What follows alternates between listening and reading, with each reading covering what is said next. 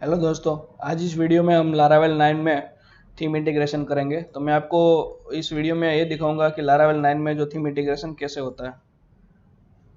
तो यहाँ पे स्टार एडमिन मैंने एक थीम डाउनलोड करके रखा हुआ है। तो हमारा थीम डाउनलोड किया गया है, तो इसको हम लारावेल 9 में इंटीग्रेट करने वाले हैं आज। तो सबसे पहले क्या करना है कि लारावेल 9 का एक क्लोन करना है जो ऑलरेडी हमारे पास है। तो यहाँ पे हम पहले सबलाइन में डाल लेते हैं। वो सी ड्राइव के अंदर डेस्कटॉप के ऊपर था मेरा, वीडियो के अंदर प्रोजेक्ट। ये हमारा लारावेल 9 आप देख सकते हैं कि कंपोजर जेसन में आपको दिखा सकता हूँ। लारावेल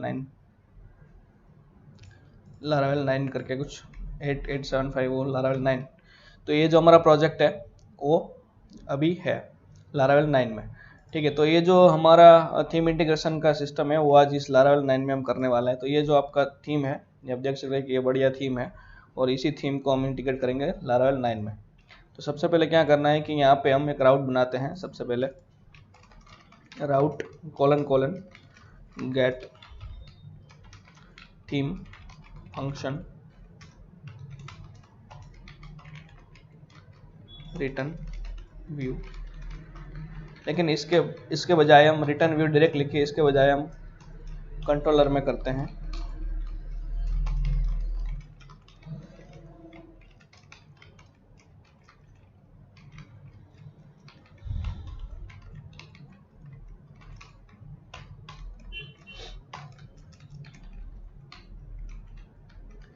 यहाँ पे यूज़र कंट्रोलर बना लेते हैं। तो यहाँ पे हमारा था डेस्कटॉप पे वीडियो, उसमें के अंदर प्रोजेक्ट नाम का फोल्डर था PHP artisan make controller. User controller का एक बना लेते हैं। तो यहाँ पे हमारा यूज़र कंट्रोलर बन गया। यहाँ पे इंडेक्स नाम का एक फाइल बनाते हैं, फंक्शन बनाते हैं। इंडेक्स का फंक्शन में यहाँ पे रिटर्न कर देते हैं, व्यू कर देते हैं।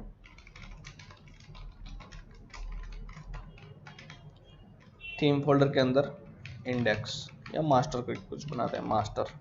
ठीक है, तो रिसोर्स के अंदर पहले व्यू के अंदर एक फोल्डर बनाते हैं, उसका नाम रखेंगे थीम। उसके अंदर एक और फाइल बनाते हैं master.blade.php, जो व्यू का फाइल होगा। बना दिया है। तो अभी इस फाइल में ये पूरा कोड जो है हमें देखा था वो रखना है, जो थीम इंटीग्रेशन के लिए जो हमने थीम डाउनलोड की थी। पे इसको एडिट करते हैं सबसे पहले यहाँ पे डाल के। तो ये जो पूरा कोड है वो यहाँ पे डाल लेते हैं। तो यहाँ पे कौन से फोल्डर कॉपी करना है आप देख सकते हैं कि वेंडर JS फोल्डर वेंडर भी है, JS फोल्डर भी है, और CSS और इमेज, इतने फोल्डर कॉपी करना है। CSS मतलब एक तरीके देखो तो सारा फोल्डर का ज़रूरत तो पड़ेगा ही, तो सारा कॉपी कर लेते हैं। यहाँ पे पब्लिक के अंदर डाल लेते हैं। तो हमारा पब्लिक के अंदर पूरा प्रोजेक्ट का जो स्ट्रक्चर है, वो फोल्डर स्ट्रक्चर, वो पूरा थीम इंटीग्रेशन का जो है वो हमारे लारावेल में डाल रहे हैं हम, ताकि उसके जो सोर्स है वो पूरा मिल सके।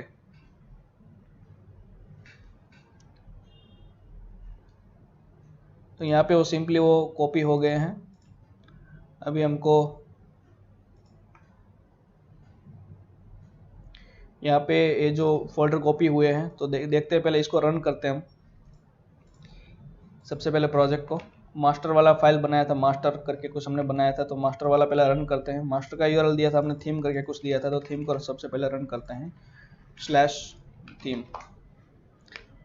User controller does not exist. Okay, यहाँ पे कुछ आपको यूज़ करके देना पड़ेगा, यूज़ ऐप, क्योंकि इसका पाथ के बगैर वो रन नहीं होगा। तो यहाँ पे यूज़ कंट्रोलर्स के अंदर यूज़र कंट्रोलर। तो ये जो हमारा थीम का जो है वो रन हो चुका है। लेकिन यहाँ पे देखते हैं, ये तो पूरा सारा कुछ मिल रहा है, लेकिन कभी क्या होता है कि यहाँ पे मैं आपको रिकमेंडेड करूँगा कि कभी कभी क्या होता है कि यहाँ पे जो अगर आपने जो पाथ दिया है वो सारा अभी कुछ मिल रहा है, तो अभी ये सही है, कोई बात नहीं है, ठीक है, तो ये सही चल रहा है। लेकिन मैं आपको आगे जाके अगर कोई दिक्कत हुआ तो मैं आपको दिखाऊंगा कि यहाँ पे हम एसेट सेट करेंगे ताकि ये जो सारा कुछ है वो फोल्डर स्ट्रक्चर सही रहे। क्योंकि यहाँ पे एसेट का पाथ देने का ज़रूरत होता है। तो अभी क्या करने वाला है कि हम दूसरा एक जो पेजेस है वो इंटीग्रेट करेंगे। यहाँ पे देखते हैं, पहले इसको हम डिवाइड कर लेते हैं, क्योंकि ये पहले हमारी पूरा पेज है, तो इसको हम डिवाइडेड कर लेते हैं। पहले एक फाइल बनाते हैं style.css style.blend.php। तो इस फाइल में हम क्या करेंगे कि जितनी भी स्टाइल होगी वो सारे उधर डाल देंगे। तो यहाँ पे ये स्टाइल हो गई, यहाँ पे इंक्लूड करेंगे वापस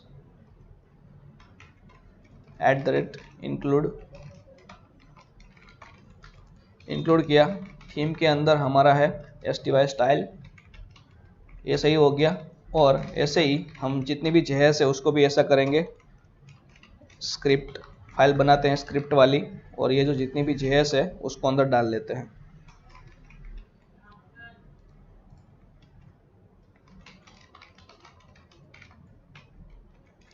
स्क्रिप्ट वाली फाइल बनाई और जितनी भी JS है वो सारी अंदर चली गई। एक बार देख लेते हैं रन होता है कि नहीं होता है। तो अभी सही, सब कुछ सही चल रहा है, कोई दिक्कत नहीं है, ठीक है। अभी काम क्या करना है कि एक हेडर फुटर सब कुछ हम डिवाइडेड कर देंगे। यहाँ पे एक फाइल बनाते हैं इंक्लूड करके, थीम के अंदर ही footer.blend.php में ये जो सारा कुछ केस है वो फुटर के अंदर डाल लेंगे। नई थीम बनाएंगे footer.blend.php, इसको बना दिया। फुटर भी चलने लगा हमारा, कोई दिक्कत नहीं, सब कुछ सही चल रहा है। अभी क्या काम करना है कि हेडर और साइड बार को भी अलग करना है। तो इतना हमारा हेडर देख लेते हैं कितना, पहले सबसे हमारा हेडर है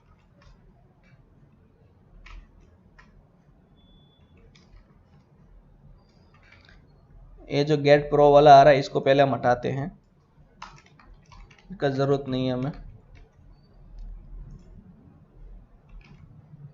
यहाँ पे जो इतना हेडर है ये सारा कुछ हेडर में आएगा, गुड मॉर्निंग से लेके डैशबोर्ड तक सारा कुछ हेडर में सेट करेंगे। जो भी डैशबोर्ड वाला है केस उसको अलग रखेंगे, क्योंकि ये साइड बार में चला जाएगा।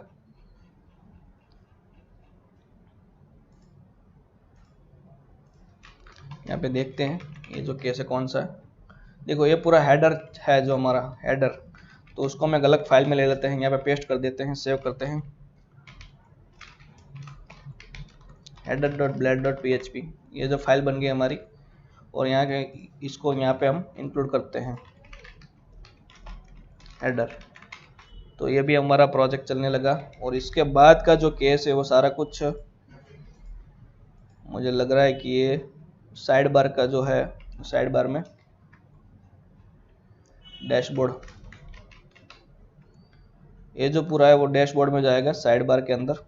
तो यहाँ से डिवाइड कर लेते हैं हम sidebar.blend.php। तो ये डिवाइड हो गया हमारा। इसके अंदर इंक्लूड करेंगे थीम नाम का फोल्डर है हमारा, डॉट थीम नाम के फोल्डर के अंदर हमारा जो फाइल है वो साइड बार। तो ये हो गया हमारा साइड बार। अभी क्या बात हुई कि इसके बीच का जो कंटेंट है उसको हमको डिवाइड करने का बात हुआ। इसका बीच का जो कंटेंट है वो यहाँ पे स्टार्ट होता है।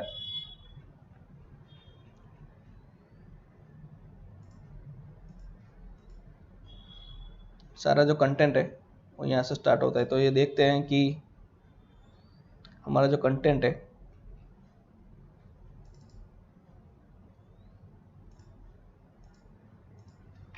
ये हमारा कंटेंट है टोटली। तो इसको हम ले लेते हैं सबसे पहले। तो इसको जो कंटेंट है हमारा,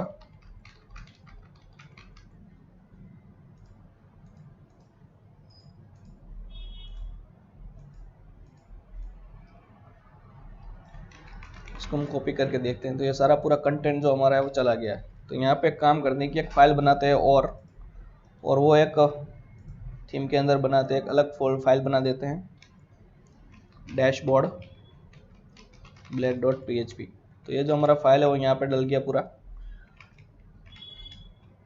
तो यहाँ पे दोस्तों क्या करना है, एक खास बात यहाँ पे ध्यान रखिएगा कि यहाँ पे yield यूज करेंगे, YIELD यूज yield और कंटेंट।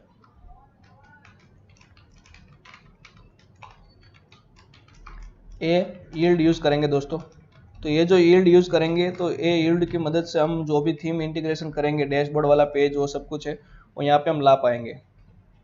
तो मैं आपको दिखाता हूँ कि ये जो अभी अभी क्या हुआ कि हमारा थीम रन हो गया। ठीक है, अभी बात ये हुई कि हम जब भी डैशबोर्ड रन करने जाएंगे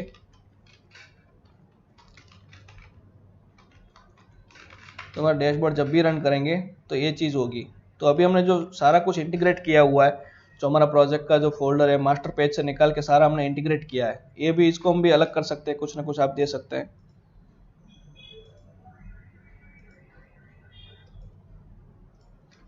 इसको भी आप नई फाइल बना के नोटिफिकेशन करके कुछ दे सकते हैं।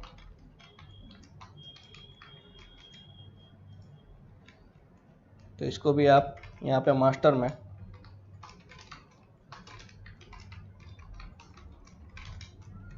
नोटिफिकेशन का बन गया, तो ये भी सही हो गया।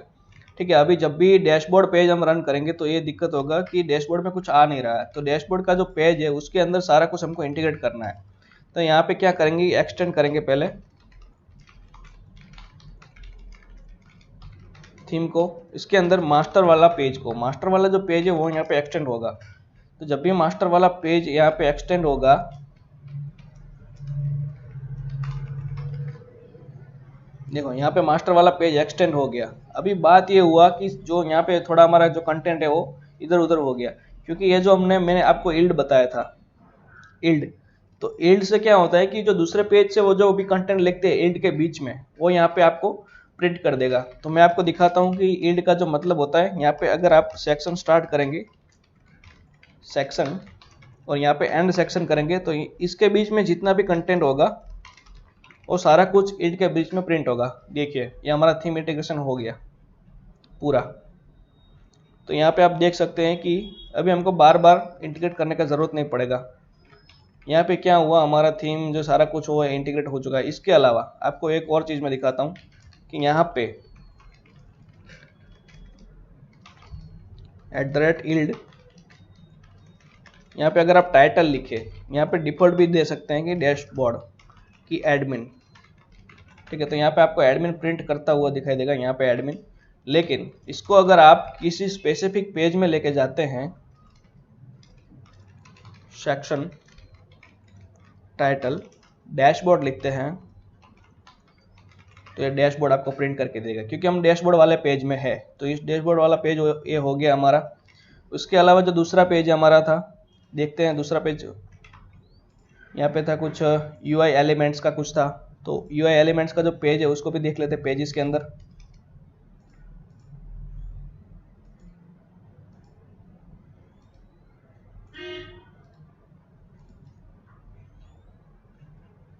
तो ये जो हमारा पेजेस है उसके अंदर अभी तो हमको सिर्फ ये सारा चीज़ तो हमारा इंटीग्रेट हो चुका है। अभी तो सिर्फ हमको ये निकालना है कि इसके बीच का जो कंटेंट रैपर DAV के अंदर है वही चीज़ निकालनी है।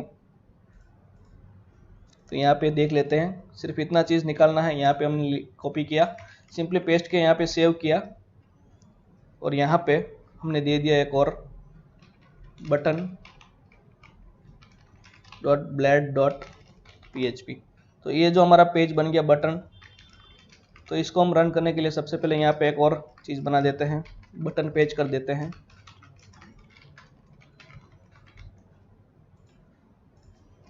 यहाँ पे फंक्शन बना देते हैं बटन का, बन गया। और यहाँ पे व्यू कर देते हैं। यहाँ पे सिंपली हमने बटन का बार ही बनाया, तो कुछ हमको एक्सटेंड करने की ज़रूरत नहीं है, अंडर फोल्डर में जाने की ज़रूरत नहीं है। तो हमने बटन दे दिया। तो जब भी हम बटन स्लैश करेंगे, स्लैश बटन, तो हमारा पेज रन होना चाहिए। लेकिन देखिए दोस्तों, यहाँ पे ये चीज़ फिर से गड़बड़ी हो गई। तो इसके लिए मैंने आपको बताया था, डैशबोर्ड में हमने सबसे पहले क्या किया था, या एक्सटेंड किया था। तो मास्टर में हम जो हमने पेज बनाया था बटन वाला, उसमें हम एक्सटेंड करेंगे। यहाँ पे सेक्शन लिखेंगे, कंटेंट हमने यील्ड करके बनाया था, और यहाँ पे हम एंड सेक्शन करेंगे।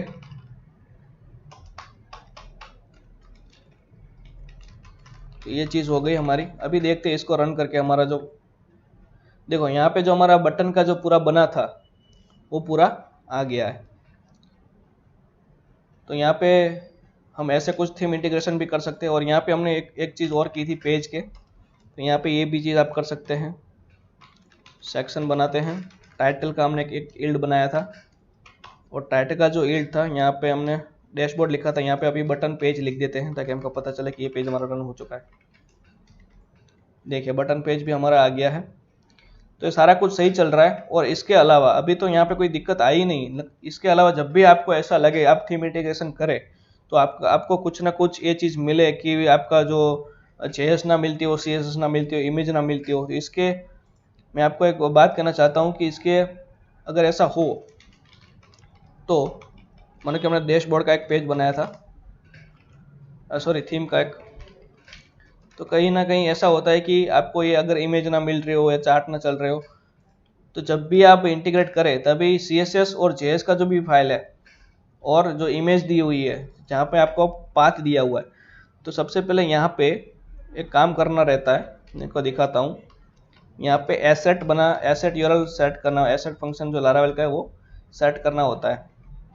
तो इससे क्या होगा कि आपका जो कहीं जो इमेज नहीं आ रही हो, ऐसा कुछ हो, तो यहाँ से आपका वो फिक्स हो जाएगा। देखिए कुछ ऐसे सेट करेंगे, पूरा मैं आपको दिखाता हूँ। यहाँ पे एक दो चीज़ और रह गई है।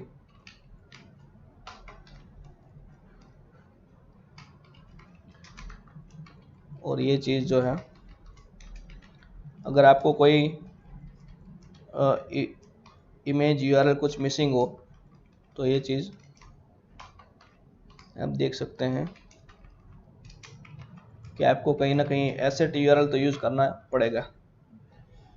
तो कंट्रोल U करके भी देख सकते हैं, क्योंकि यहाँ पे आपका पूरा फिर प्रोजेक्ट का जो पाथ है वो पूरा आ जाता है। यहाँ पे आप देख सकते हैं कि हमने जहाँ पे एसेट नहीं लगाया, यहाँ वहाँ पे क्या होता है, एसेट जहाँ पे नहीं लगाया यहाँ पे सीधा फोल्डर का नाम आ जाता है और यहाँ पे उसके अंदर का फाइल ले लेता है। लेकिन जहाँ पे हमने एसेट लगाया वहाँ पे पहले क्या आता है कि अपने प्रोजेक्ट का पूरा नेम आता है। मानो कि हमने जो डोमेन पे चला रखा है कि vproject.db, फिर उसका फोल्डर, फिर उसके अंदर जो फाइल आता है वो कैचअप करता है। तो बेसिकली ऐसे एसेट फंक्शन काम करता है। आप भी, मैं आपको रिकमेंडेड करूँगा कि आप भी एसेट फंक्शन यूज़ कीजिए, ताकि जो आपको इमेज नहीं आ रही हो, CSS नहीं चल रही हो, सारा कुछ फिक्स हो जाए।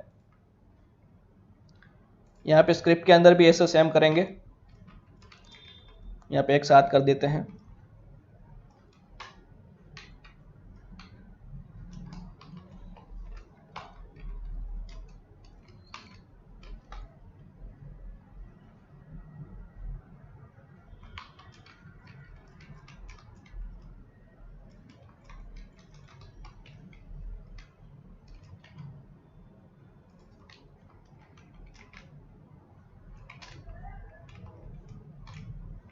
तो यहाँ पे ये चीज़ जो हमारी थी पहले वाली, यहाँ पे देखते थे JS फोल्डर वाला, तो यहाँ पे अभी देखो यहाँ पे हमारा पाथ आ गया है पूरा। तो यहाँ पे आप देख सकते हैं, क्लिक करके हमारा चल रहा है, पूरा लिंक हो चुका है हमारा सारा कुछ। तो मैं आपको रिकमेंडेड करूँगा दोस्तों कि जब भी आप अपना CSS इमेज और कहीं ना चल रहा हो तो आप भी एसेट फंक्शन यूज़ कीजिएगा, ताकि आपको पूरा प्रोजेक्ट का पाथ मिल सके और अपने पाथ में आप पूरे फाइल को रन कर सके और अपने अच्छे से लिंक हो सके। तो कुछ ऐसे दोस्तों इंटीग्रेट होता है। और अब भी आप जितने भी पेजेस बनाना चाहते हो वो बना सकते हैं। हमने बटन का एक पेजेस बनाया था, हम डैशबोर्ड का बनाया था, ठीक है। तो यहाँ पे आप सेक्शन और ईल्ड की मदद से, सेक्शन, ईल्ड और एक्सटेंड की मदद से आप सारा कुछ इंटीग्रेट कर सकते हो। तो ये एक बढ़िया चीज़ है, लारावेल की थीम इंटीग्रेशन बहुत ही बढ़िया है। तो आप देख सकते हैं कि हमारा जो मास्टर पेज था लास्ट में इतना रह गया कि सारा कुछ हमने यहाँ पे जो चीज़ हमारी थी रिक्वायर्ड थी वो हमने सारा कुछ हटा दिया था।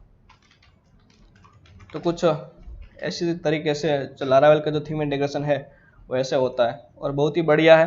यहाँ पे title, theme, header, notification, side bar और सारा कुछ आप डिवाइड कर सकते हैं अपने फाइल के तहत, और आपको ढूंढने में भी आसानी होगी और कॉमन चीज़ हो जाएगा, सबके कॉमन फाइल हो जाएंगे। तो आपको कोई ना कोई जब भी कहीं भी चेंजेस करने होंगे तो आपको सारा कुछ सही से मिल जाएगा। तो मैं आपको रिकमेंडेड करता हूँ कि लारावेल का थीम इंटीग्रेशन ऐसे ही कीजिए और आपको बहुत ही मतलब उपयोगी होगा आगे जाके। और ये सब कुछ अच्छे से काम कर रहा है, ये भी आपने देख लिया। और एसेट फंक्शन का भी आप कभी ना कभी अगर ऐसा होता है कि आपका कुछ फाइल नहीं चल रहा है, CSS नहीं चल रहा है, इमेज नहीं चल रहा है, तो एसेट फंक्शन का भी यूज़ कीजिएगा, तो आपको सारा कुछ सही मिल जाएगा। और यहाँ पे आप अपने हिसाब से पूरा क्रिएट कर सकते हैं। एक और चीज़ दोस्तों मैं आपको बताना चाहूँगा कि यहाँ पे अगर ऐसा होता है कि हमने दो फाइल में दो चीज़ दे दी थी, यहाँ पे बटन में एक्सटेंड करके थीम मास्टर लगा दिया था और यहाँ पे भी डैशबोर्ड में थीम मास्टर लगा दिया था, तो यहाँ पे मैं आपको एक रिकमेंड करूँगा कि यहाँ पे हम कंस्ट्रक्टर बना देते हैं सबसे पहले। तो उसके अंदर शेयर बना देते हैं, व्यू शेयर। मैं आपको दिखाता हूँ, यहाँ पे थीम नाम का वेरिएबल बना देते हैं, उसके अंदर थीम नाम के वेरिएबल के अंदर थीम मास्टर करके कुछ हम स्टोर कर देते हैं। तो ये वेरिएबल जब भी शेयर होगा तो इसके अलावा यहाँ पे $थीम वेरिएबल पुट कर देते हैं।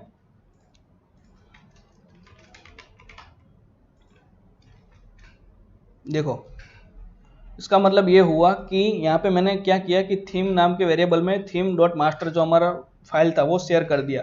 तो जब भी एक्सटेंड के अंदर $थीम वेरिएबल रख दिया मैंने, तो जब भी आपको कहीं ना कभी मानो कि थीम डॉट मास्टर जो अभी फाइल है उसका नाम आपने कुछ और डिफॉल्ट करना चाहा, कुछ और करना चाहा, तो यहाँ पे सिर्फ एक चेंजेस से आप पूरे थीम वेरिएबल के अंदर अपने अगर चेंजेस एक ही वेरिएबल में रखा है सबकी सारी फाइल में, डैशबोर्ड और बटन्स में सारे कुछ जो भी आपने प्रोजेक्ट के फाइल में जो थीम वेरिएबल रखा है, तो उसके अंदर आप अगर ऐसे रखते हैं थीम डॉट मास्टर करके कुछ हम एक वेरिएबल शेयर कर देते हैं थीम वाला, तो यहाँ पे सिर्फ एक चेंजेस की मदद से आप सारे कुछ प्रोजेक्ट में सारे कुछ चेंजेस कर सकते हैं।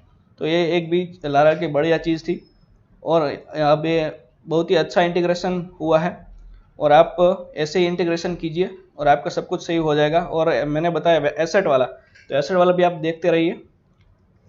और इस वीडियो में बस इतना ही दोस्तों, थैंक यू।